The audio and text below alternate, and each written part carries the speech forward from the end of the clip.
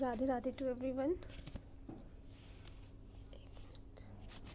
So this is our new series where we are doing short recap of the topics. So today's topic is linear algebra. Now for linear algebra itself, we will be solving 100 to 120 questions and short key points or learning capsules also like this. Yeah. So first topic is our vector space and subspace. Now first key point is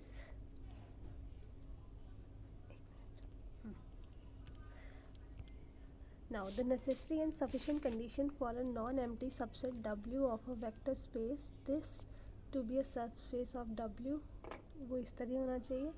Second is the intersection of two subspace is always a subspace. ठीक है, intersection हमेशा होता है, union हमेशा नहीं होता है.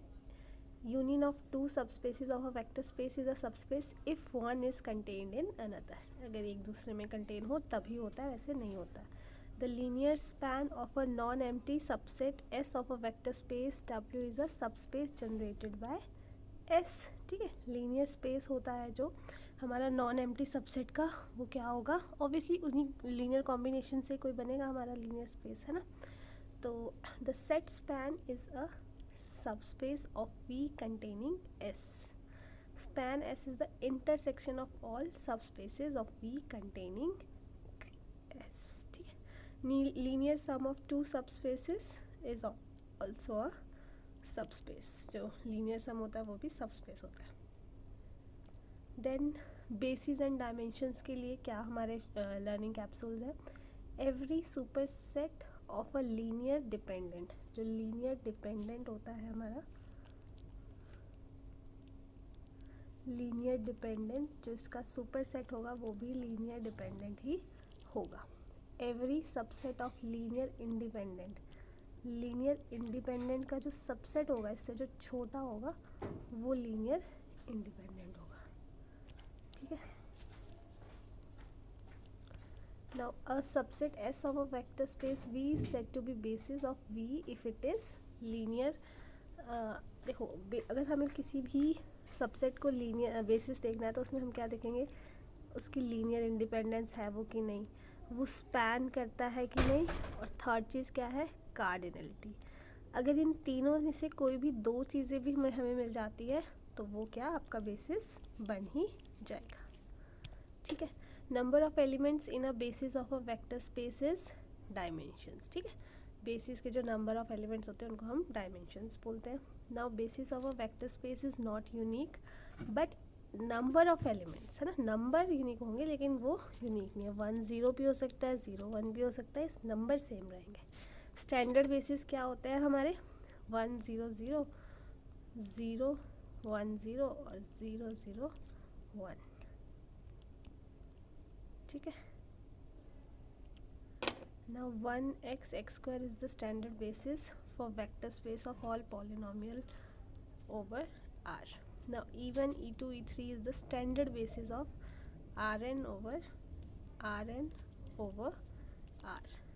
Vector space VF is said to be finite dimensional or finitely generated if there exists a finite subset S of V such that V equals to LS. The vector space Vn F of n tuples is a finite dimensional vector space. ठीक है, n dimensional हो जाएगा वो. Now if there exists no finite subset which generates V, अगर finite subset नहीं होगा तो वो infinite dimensional vector space. A basis of a vector space is a maximum linear independent set and minimal generating set, है ना. Maximum linear independent set होता है, वो मिनिमम जनरेटिंग सेट हो जाता है. बेसिस हमें पता है कि बेसिस हमारा सबसे मिनिमम लीनियरली इंडिपेंडेंट सेट होगा. ठीक है. Any linearly independent subset of vector space can be extended to form its basis. ठीक है. a linearly independent subset of a vector space can be extended to form its basis. Now if W is a subspace of a finite dimensional vector space, तो वो इस तरीके से हम लिखते हैं ना, डायमेंशन ऑफ दिस। ये एक तरह से लीनियर वो भी होती है, रिस्ट्रिक्शंस भी होती है, बट अभी के लिए हम यही लर्न कर लेते हैं, ठीक है। Now we will be doing some questions, practice questions, ठीक है। Now let the linear transformation S, ठीक है, ये r³ दिया है, भी डिफाइंड, ये हमारे पास इस तरीके से डिफाइंड दिया है, और इसका जो S जो दिया है वो ये है, और T जो सेट है वो ये है, और थीटा हमारा इसके बीच में लाई कर रहा है। तो अब हम इसमें देखते हैं कि तो अगर हमें देखो ना, एक चीज़ है, अगर हम इसका वो ये भी बना के देखें, याद आएगा, चलना रो वाइज है, लिखना कॉलम वाइज है, ये आएगा दिस 0 -1 3, ये आएगा 0 0 -1। तो हम देख सकते हैं कि यहाँ पे हमारी जो डिटर्मिनेंट है वो नॉन ज़ीरो है, इट मीन्स जो नलिटी है वो हमारी ज़ीरो आ जाएगी, तो इट मीन्स ये तो 1 1 हो ही जाएगा, है ना, यही होता है ना। और अगर हम नेक्स्ट भी करके देखें, ये रहेगा x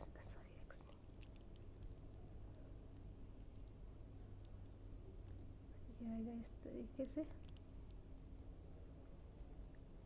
cos of theta sine of theta 0 minus sine of theta cos of theta 0 0 0 1, ठीक है। तो ये भी अगर हम देखें तो it is also coming not zero, so this is also 1 1, it means both are 1 1, ठीक है। ये इस तरीके से आई गेस मोर इजी होगा। नाउ नेक्स्ट क्वेश्चन है हमारे पास कि let V be the vector space of all real polynomials and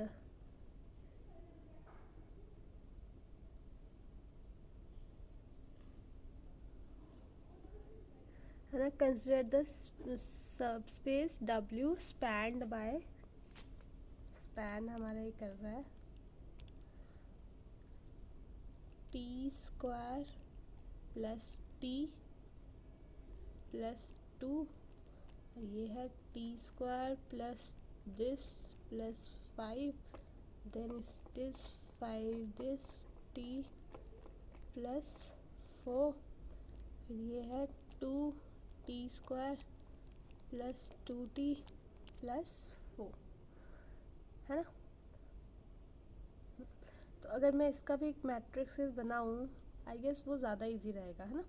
तो यह रहेगा 1, चलना रो वाइज है, लिखना कॉलम वाइज है, 1 2 3 2 2 5 4 एंड 4। तो इसका हम डायमेंशन देखते हैं, रैंक निकाल लेते हैं इसका, 0 1 3 5 - 5, मतलब इसको मैं इससे 5 टाइम्स कर लेती हूँ ना, मतलब कि R3 को मैं कर देती हूँ R3 - 5 टाइम्स R1, 0 3 -2 -6, फिर इसको करती हूँ, तो ये लिख देती हूँ R4 = R4 - 2 दिस, है ना। तो यह रहेगा 0 -2 और 4 - 10 - 6, तो इट मीन्स ये इन दोनों को आपस में करके ये 0 0, तो इसका डायमेंशन कितना आ रहा है, 3 आ रहा है। अच्छा, ये करने की भी ज़रूरत नहीं थी, वैसे वहीं से पता लग रहा है, 1 2 3 4 दिस, तो इसका जब ये हमारा 3 था, ये 4, तो हमें वहीं से पता लग रहा था कि यहाँ पे हमारा ये तो 0 आ ही रहा है, ठीक है। तो अच्छा, एक नलिटी तो हमें पता लग गई, अब हम देखते हैं कि क्या और भी आ रहा है इसमें नलिटी, ये 0 है, ये 0 है। जब हम R3 और R2 को देखेंगे तो ये भी हमारी क्या 0 0 आ जाएगी, ये भी 0 ये भी 0, तो हमारा डायमेंशन कितना हो गया 2 डायमेंशन इज करेक्ट आंसर। ठीक है, okay, now next question we have, consider the IPS means inner product space of all real polynomial on 0 1 with the inner product, okay, and span कर रहा है T से। तो हम इसको करते हैं, चलो। अब हमें पता है कि हमारा जो P 0 1 पे गिवन है, ये क्या है, हमारा सेट ऑफ रियल पॉलिनोमियल है as a inner product space with inner product, है ना। ये हमारा set of all polynomials as inner product space with inner product.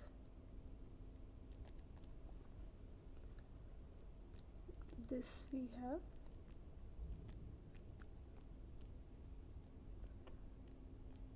f, ये हमारे पास गिवन है ना। v स्पैन कर रहा है t स्क्वायर पे।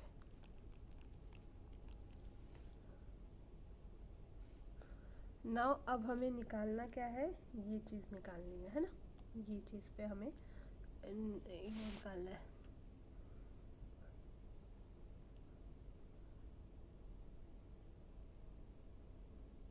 नाउ अब हमें जो h निकालना है, ठीक है, h ने ये इस पे, तो जो हमारे पास ये कंडीशन दी है, ये किसकी कंडीशन दी है, ये हमारे पास कंडीशन दी है ऑर्थोगोनल प्रोजेक्शन की, ऑर्थोगोनल प्रोजेक्शन,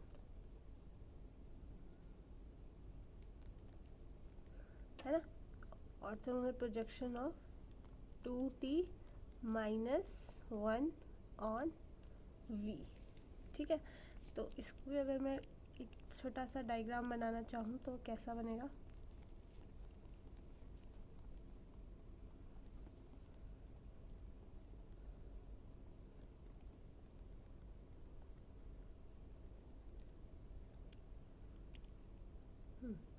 तो ये हमारा कुछ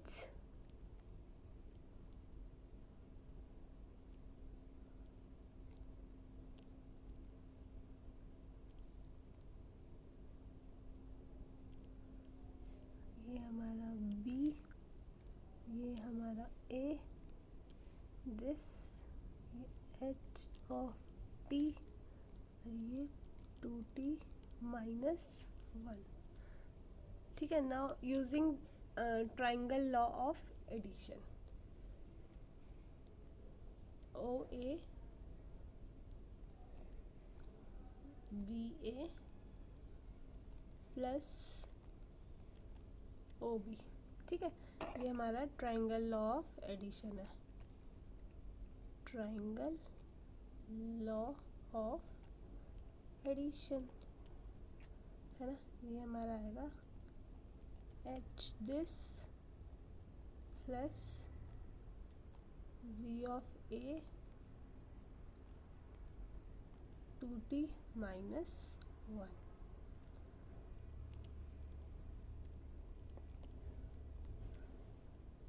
ठीक है।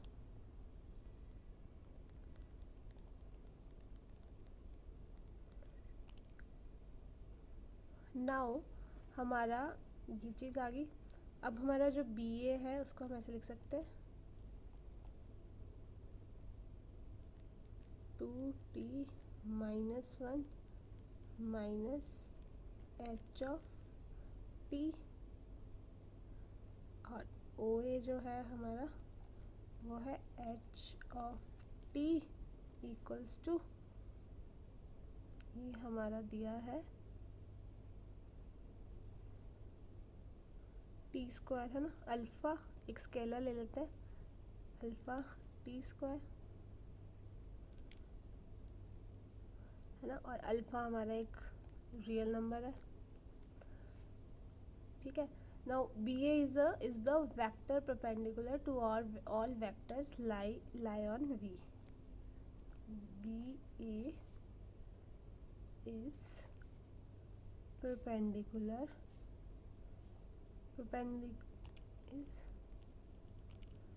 इज वेक्टर परपेंडिकुलर है ना, ये हमारा वेक्टर परपेंडिकुलर है, is vector perpendicular to all vectors on V. ठीक है, अब अगर ये परपेंडिकुलर है तो इसको हम बी ए तो इसको हम लिख लेंगे 2t माइनस 1 अल्फा दिस, जिसमें टी स्क्वायर हमारा 0 या 0 से बड़ा है। तो मीन्स हमारा जो यहाँ पे ये आएगा ये चीज़, उसमें हमारा आ जाएगा 2, इसकी जो इंटीग्रेशन करनी होगी, f जो हमारा निकल गया ना, वो f निकल गया हमारा 2t minus 1 minus alpha T का स्क्वायर, और यहाँ g की जगह T square D of T, और ये 0 to 1। ठीक है, तो इसकी जब हम सिंपल इंटीग्रेशन करेंगे तो ये आ जाएगा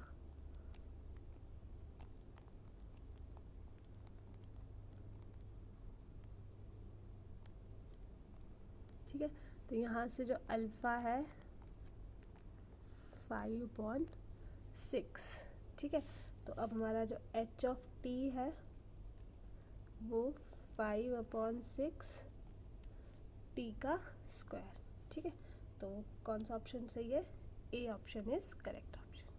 ठीक है, नाउ नेक्स्ट हमारा बोल रहा है कि हाँ m जब डायगोनलाइजेबल है तो b और c की वैल्यूज़ क्या होनी चाहिए तभी वो डायगोनलाइजेबल होगा। ठीक है, तो हमें पता है डायगोनलाइजेबल की क्या कंडीशन होती है, ये होती है gm equals to am, geometric multiplicity is equals to algebraic multiplicity. ठीक है, अब हमें पता है कि हमारे पास आइगन वैल्यू 1 1 2 है ना, अपर ट्रायंगुलर मैट्रिक्स है तो सिंपल, तो 2 में तो कोई दिक्कत नहीं आने वाली, 1 में हमें ज़्यादा प्रॉब्लम आने वाली है। तो हम 1 की मल्टीप्लिसिटी देख लेते हैं, am तो 2 आ गई, gm देख लेते हैं 1 की, है ना, ये 1 की बात हो रही है, 2 में कोई दिक्कत नहीं है ना। 1 की gm जो हम निकालेंगे तो ये आएगा 0 a b दिस सी 0 0 0। हमने क्या किया, m मैट्रिक्स को -1, मतलब लैम्डा ही होता है ना, तो 1 है लैम्डा। ठीक है, ये कर दिया, तो ये आ गया मेरे पास। अब मेरे को यहाँ पे देखना है 2 लेके आनी है मुझे, इसकी मल्टीप्लिसिटी 2 मल्टीप्लिसिटी लानी है, मतलब मुझे ये चीज़ जो है ये भी 0 लानी होगी। एक तो 0 वाली कॉलम आ गई, अब ये भी मुझे 0 लानी पड़ेगी।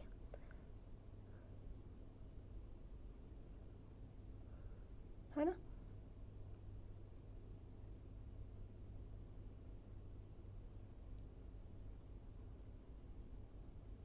ओके, तो ये तो देखो मुझे दिख ही रहा है कि 1 1 1 पे तो ऑब्वियसली ये सेम आ ही जाएगी। अगर मैं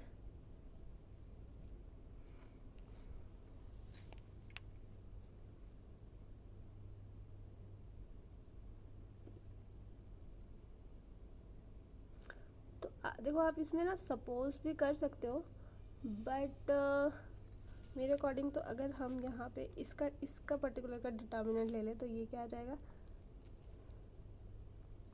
ये आ जाएगा आपका ए सी इक्वल्स टू बी। या तो आप ए और बी को कुछ नंबर्स ले लो कि ए को आपने 1 ले लिया, बी को आपने 2 ले लिया और सी को आपने 3 ले लिया। ठीक है, तो यहाँ पे देखो ये आपका आ जाएगा 0 1 2 0 1 3 0 0। नहीं तो अगर आप इसको डिफरेंट लोगे ना तो आपका कभी भी नलिटी 2 नहीं आने वाली। ठीक है, फिर आपकी नलिटी कम ही रहेगी। तो इट मीन्स आपका ये आपको ये अलग अलग तो आप इसमें रख नहीं सकते हो, बट यस अगर आप यहाँ पे ए सी जो है, मतलब ये चीज़ जो है आपका ये 0 होना चाहिए, है ना, बाकी तो सब 0 आ रहा है। अगर आपकी ये वाली चीज़ भी 0 आ गई तो आप इसमें कर सकते हो A C minus B equals to 0, और ये कब होगा, जब A C equals to B. Yes, this is the correct answer. अगर आप एक एक सपोज करोगे तो थोड़ा टफ हो जाएगा, उससे बेटर है कि ये चीज़ को आपको 0 लेके आना है। ठीक, so B option is correct option. Now next question है M B F real 5x5। Okay, सारी हमारे पास 1 है। देन अगर हमारे पास सारा मैट्रिक्स ये हो तो 1 1 1 1 1 1 1 1 1 1 1 1 1 1 1 1 1 1 1 1।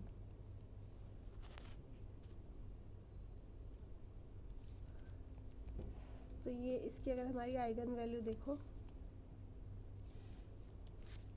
तो ये आ जाएगी 5 0 0 0 एंड 0।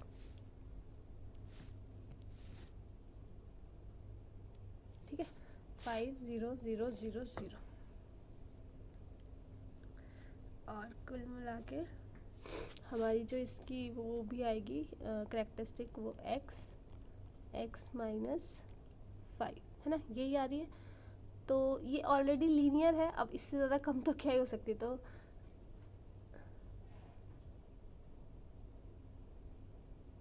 अच्छा, ये सॉरी, ये आपकी मिनिमम पॉलिनोमियल आएगी ना। हाँ, ये मिनिमल, क्योंकि डायगनलाइजेबल मैट्रिक्स होती है हमेशा। रैंक 1 जो मैट्रिक्स है दैट इज़ डायगनलाइजेबल, तो उसकी मिनिमम पॉलिनोमियल ये आएगी। लेकिन जो कैरेक्टरिस्टिक है वो आपकी ये होगी। तो अब ऑप्शंस देखते हैं। इट इज़ नॉट डायगनलाइजेबल, नहीं, ये डायगनलाइजेबल होती है। आइडेम्पोटेंट तो ये नहीं होती, निलपोटेंट ये है नहीं। तो बाय एलिमिनेशन हमारे पास ऑप्शन डी ही बचा। ओके, नाउ ये हमारा V1 से लेके V2 V3 V16 तक भी an order basis for V equals to C16 if T is a linear transformation on V defined by okay, तो T ये क्या होगा? तो जो लीनियर ट्रांसफॉर्मेशन है वो V1 प्लस कर दिया।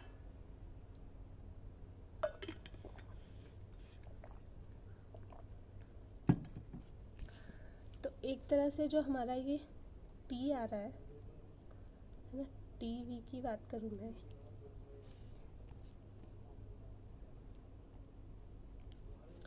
है ना, टी जो वी ये एक ऐड कर दिया इन्होंने। ठीक है, तो ये हमारे पास एफ एक्स जो इसमें पॉलिनॉमियल बनेगा वो क्या बनेगा?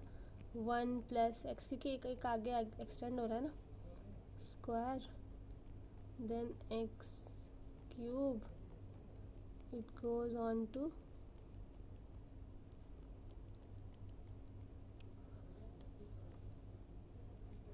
ठीक है, and this we know it is irreducible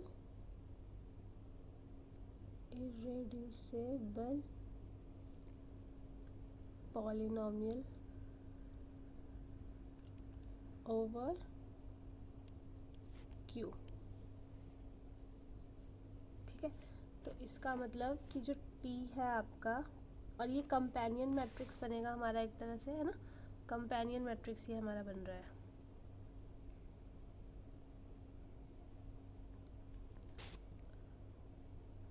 companion matrix, तो T जो है ये हमारा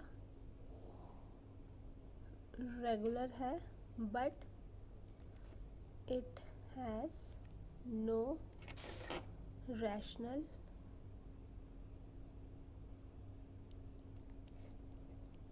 आइगन वैल्यूज़। ठीक है, रैशनल आइगन वैल्यूज़ नहीं आएगी, बाकी कंपेनियन मैट्रिक्स बन रहा है ये, तो वो तो हमें पता है कि हाँ रेगुलर होगा वो। ठीक है, ना अगले 2 क्वेश्चंस हमारे इसी से ही लिंक्ड है, जो स्टेटमेंट फॉर लिंक क्वेश्चंस। तो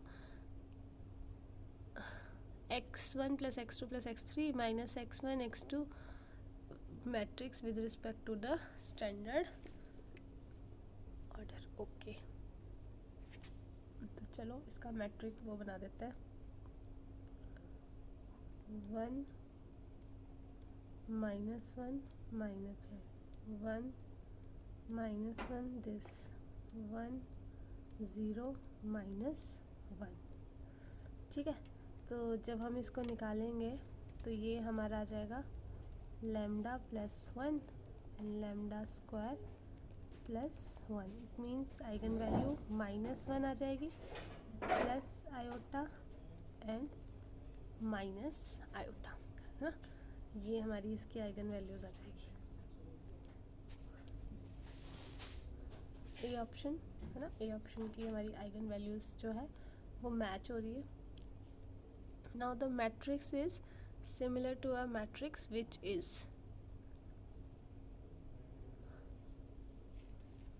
हाँ, तो अगर हम देखा है हमारे जो मैट्रिक्स ये जो बन रहा है, ये बन रहा है -1 आयोटा एंड माइनस आयोटा, है ना, इस तरह से बन रहा है। तो ये अगर आप करें टी दिस आयोटा, मतलब टी इक्वल्स टू, हम क्या करेंगे, इसका कॉन्जुगेट लेंगे और उसके बाद ट्रांसपोज ले लेंगे। तो पहले कॉन्जुगेट लेते हैं, -1 माइनस आयोटा प्लस हो जाएगा, उसके बाद इसका ट्रांसपोज ले लेंगे तो वो आ जाएगा -1 0 0 0 माइनस आयोटा 0 0 0 माइनस आयोटा 0 और ये आ जाएगा 0 0 आयोटा, है ना। तो और इनको हम तो मतलब इस तरह से आपका ये यूनिटरी मैट्रिक्स बन रहा है, क्योंकि टी और इसको जब हम कंबाइन करेंगे तो ये आइडेंटिटी बन रहा है, तो यूनिटरी मैट्रिक्स के इक्वल बन रहा है। Okay, now next question we have, okay, अब हमें ना इस पे इसके ऑप्शंस थोड़े बड़े थे, I will be writing those options, वो मैं लिख नहीं पाई।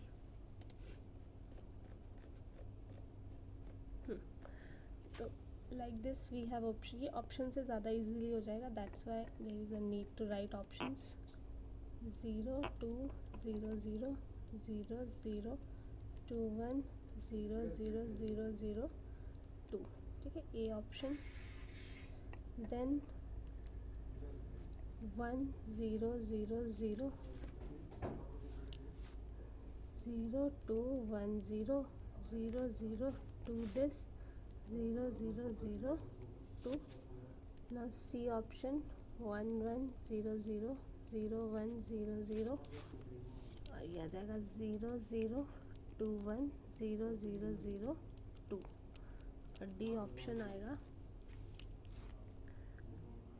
1 1 0 0 0 1 0 0 0 0 2 0 0 0 0 2, ठीक है, ये आपका ऑप्शन है। ना इसमें हमें बोला है कि 1 और 2 ही आइगन वैल्यूज़ है इसकी, और कर्नल क्या होगा, जब आपकी आइगन वैल्यू 1 होगी तो कर्नल 1 है, तो इसका मतलब हमारा आइगन वैल्यू, क्योंकि a माइनस लैम्डा आई ही होता है ना आपका 0, तो इसका मतलब कर्नल एक ही बार 0 आ रहा है, तो आइगन वैल्यू जो 1 है। अब रेंज जो है वो 2 टाइम्स आ रही है ना, 2 आ रहा है जो आपका रेंज आ रहा है, मतलब रैंक आ रहा है एक तरह से, तो इट मीन्स दिस। अब ये लैम्डा है, 4th हमें नहीं पता, तो हमें कुछ नहीं करना है, we can do it by option itself. तो यहाँ पे हम जब फर्स्ट ऑप्शन देखेंगे,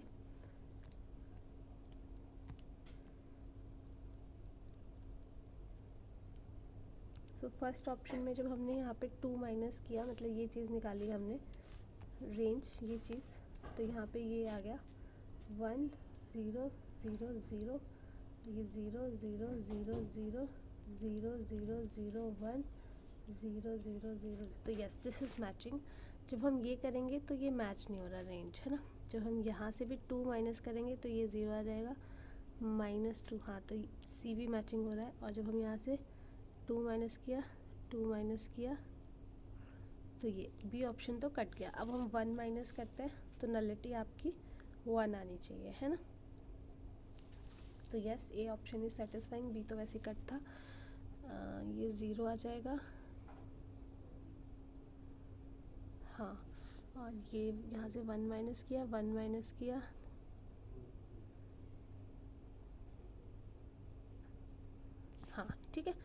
अब हम यहाँ पे एक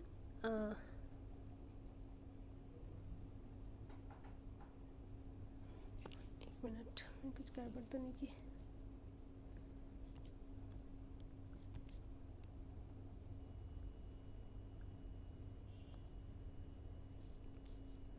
तो यहाँ पे अगर मेरा तो ये वाली जो आइगन वैल्यूज़ आ रही है,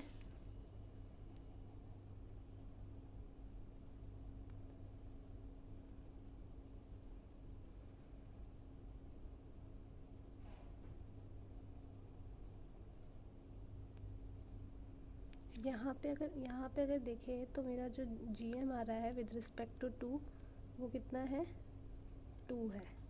और यहाँ पे जो मेरा GM आ रहा है वो है 1 2 3, है ना। और यहाँ पे जो मेरा GM आ रहा है वो 2 है, और यहाँ पे जो GM आ रहा है वो 1 है।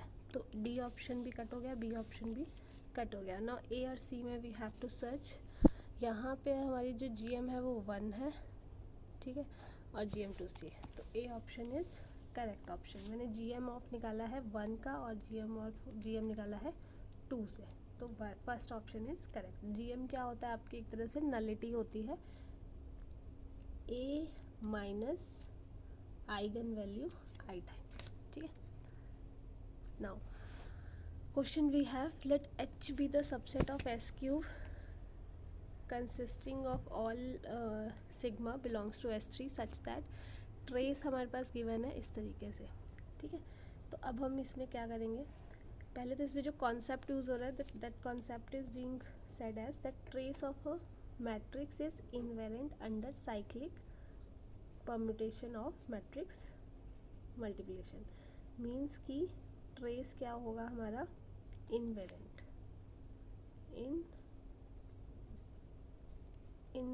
होगा, ठीक है, under cyclic permutation of matrix multiplication, ठीक है। नाउ अब हमारा जो ये दिखा रहा है इसमें आपका जो ये है S3 में, है ना, ये क्या क्या हो सकता है, एक तो आइडेंटिटी परम्यूटेशन होएगा, आइडेंटिटी परम्यूटेशन, ठीक है। नाउ सेकंड हम बनाएंगे ट्रांसपोजिशंस, मतलब 2 2 के ग्रुप्स बनेंगे, जैसे 1 2 हो जाएगा, 1 3 हो जाएगा, 2 3 हो जाएगा। उसके बाद बनेंगे 3 साइकिल्स के, तो 1 साइकिल का होगा, 2 साइकिल का होगा, 3 साइकिल्स के, 3 साइकिल्स के हो गए 1 2 3 और 1 3 2। नाउ आइडेंटिटी में क्या होगा, आइडेंटिटी में तो आपका सेम रहेगा, तो आइडेंटिटी में आपका जो ट्रेस रहेगा ना, trace A1 A2 A3 equals to trace आपका यही रहेगा A1 A2 A3, ठीक है। जब हम ट्रांसपोजिशन लेंगे तो प्रोडक्ट जो होगा product order of matrices changes, ठीक है, प्रोडक्ट ऑर्डर उसका चेंज हो जाएगा। और जो 3 साइकिल्स में लेंगे तो उसमें क्या होगा हमारा, उसमें भी product order of matrix changes, तो वो 1 2 3 ही नहीं रहेगा, ठीक है, ये नहीं हो, जैसे आपका ट्रेस इधर होता है ना, यहाँ A आ गया, यहाँ B आ गया, यहाँ पे C आ गया, तो ये ऑर्डर बहुत इंपॉर्टेंट है, ABCBCA या CAB ऐसे ही चल सकता है, ये इधर को नहीं होगा, ऑर्डर इज़ इम्पॉर्टेंट। तो सिर्फ हमारा आइडेंटिटी ही केस होगा जहाँ पे हमारा ये जो परम्यूटेशन ट्रेस है इसका ऑर्डर चेंज नहीं होगा।